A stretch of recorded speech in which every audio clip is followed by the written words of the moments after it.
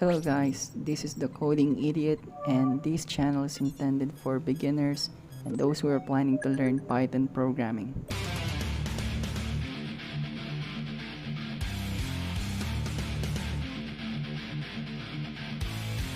Kamusta mga chong? We will talk about loop or looping in Python today. Kung di ka pa subscribed sa channel ko, please do so, and we will learn more about the fundamentals in Python. Let's get started. The first one is the while loop, and here's the syntax for it. It requires you to define a variable that you will use for the condition.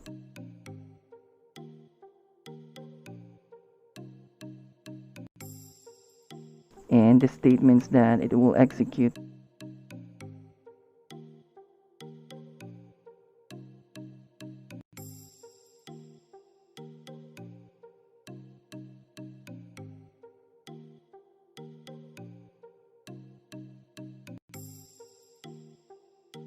You also need to set a loop counter to track the progress of the loop, or else you will be stuck in an endless loop.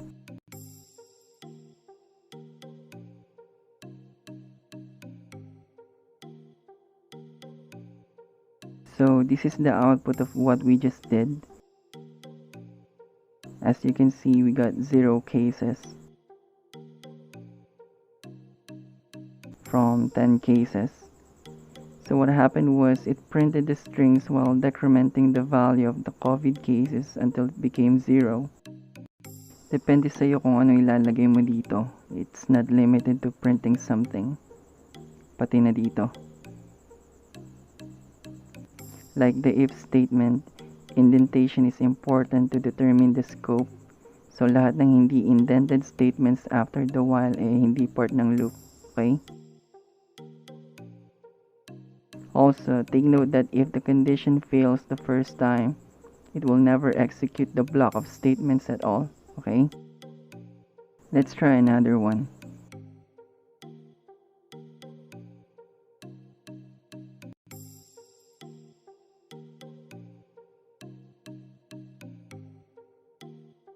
This time, we will ask for user input.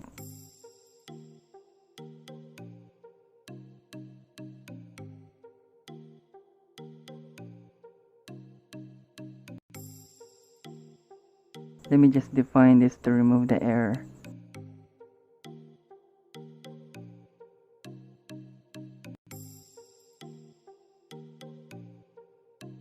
Let's say we use Y for yes.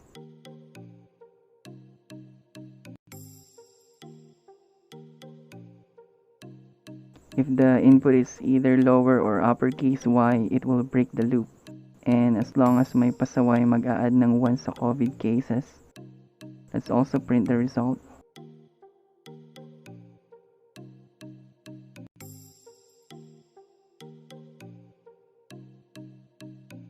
Did you follow the safety protocols? No. No.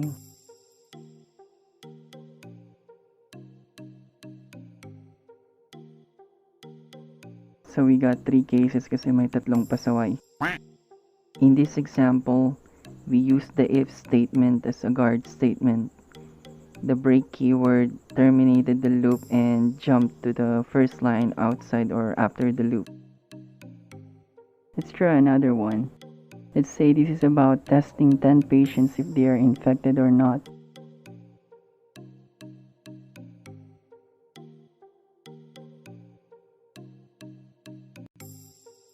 Let's set this to 10.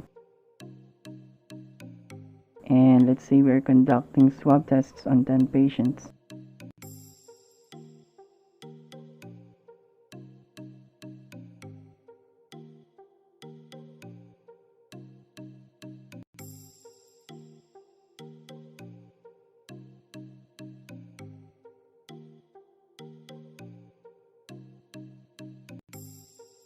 Let's use P for positive. So every time na may magpa-positive, we will quarantine them.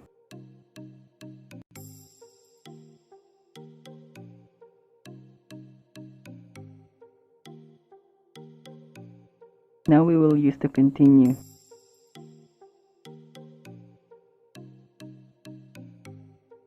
Pag tested na lahat yung patients, it will break the loop.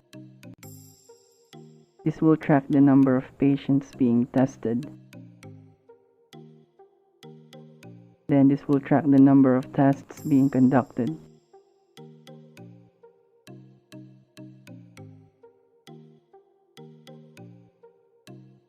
Let's also print the results para may display tayo.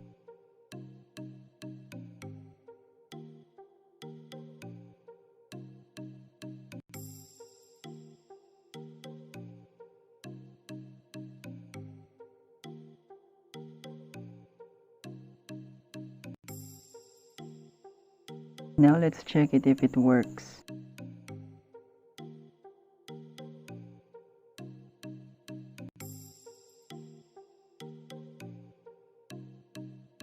So far, gumagana naman yung loop.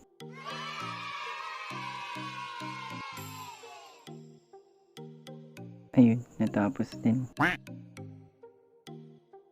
So from 10, it will execute the block of statements until test becomes 0. So these are the block of statements that were executed repeatedly.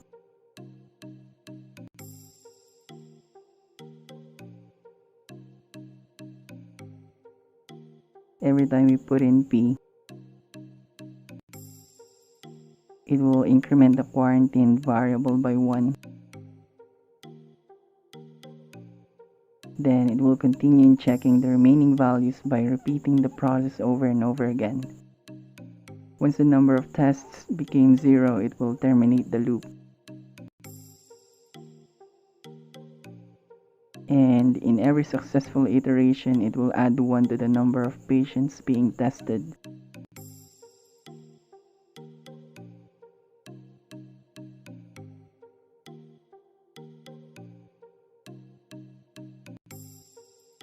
You will see that we tested 10 patients based on the number of tests. And we also have the 3 patients under quarantine from the input.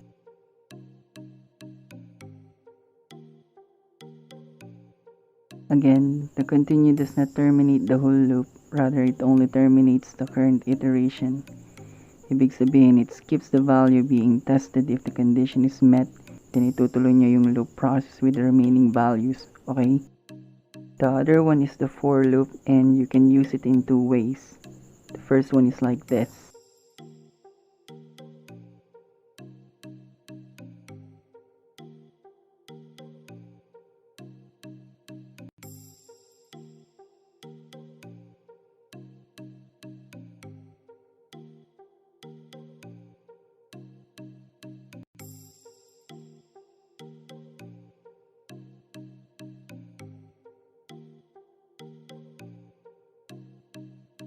So it printed the statement 10 times.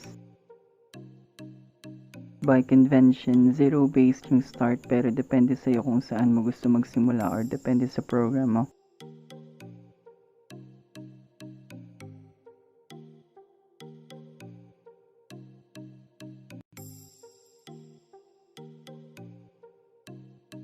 Okay. Basically, it works exactly the same as the while loop, but the truth is, while loop is dependent on the condition, so it will iterate for as long as the condition is true. For loop is different kasi it focuses mainly on certain range of values, or if the last item is reached.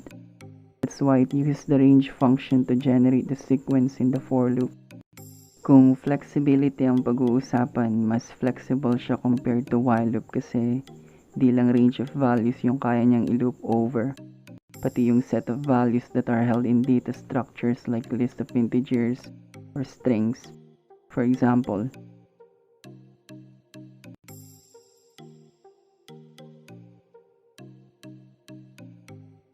you also need to declare a variable to hold the items of the string.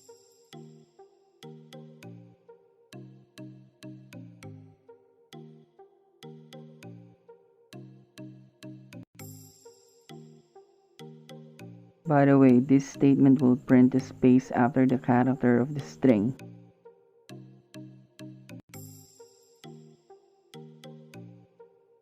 You will see that each of the letters in the string were printed and separated with spaces. and this variable is necessary to make it work. If you only want to use a loop for printing and you don't care about recording the values, then you can use the underscore symbol rather than a variable name.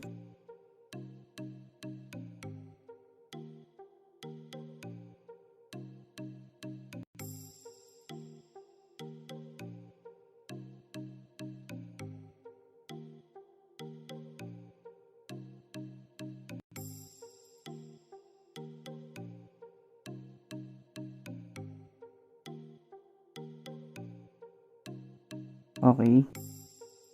If you want, you can increment by 2 or more depending on the needs of your program. It can also be done in while loop, but here's how to do it in for loop.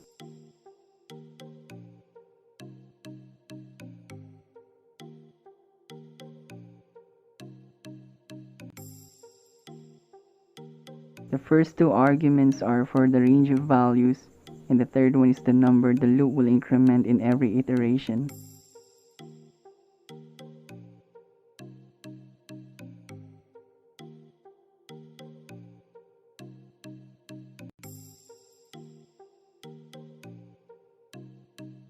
So instead of 0 to 9, it will be 0 to 8 since 0-based indexing, okay? Another good use of for loop is to loop over a set of values held by list and other collection types. For example, let's say we have a list with 3 items. Sorry, wala na akong maisip eh.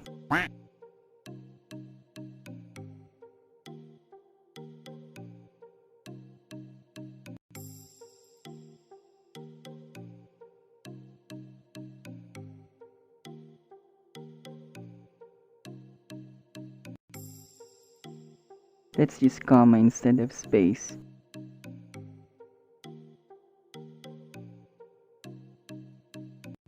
So it prints the items inside the list using the words variable.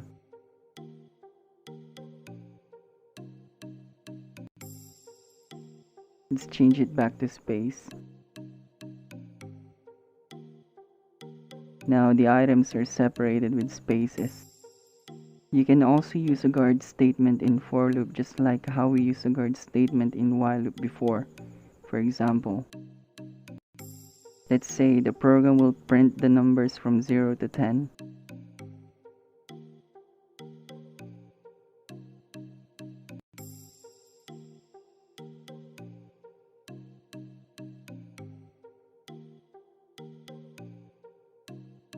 But if it finds the number 5, it will break the loop and prints the message that it found the number 5.